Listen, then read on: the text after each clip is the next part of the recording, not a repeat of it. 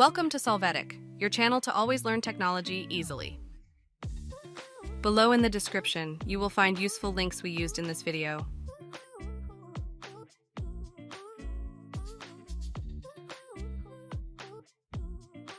Today in Solvetic, we will see how to put a background photo on Smartwatch D20.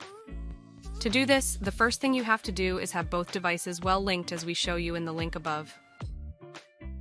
To get started, we're going to open the linked Fit Pro app, then click on Set, and then click on the Dial Settings option. Once here, you will see a list of possible phones to install. Click on one in which you like the style. To be able to put our photo in that style, we will have to click on the option Change the Dial. Then we will choose the photograph that we want to put and we will frame it. Click on the upper check to apply the changes.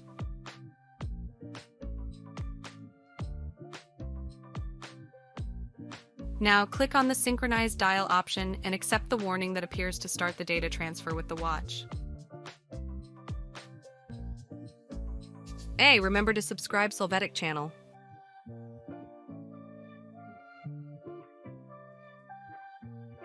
Once finished, we will see our photograph configured in the background of the smartwatch.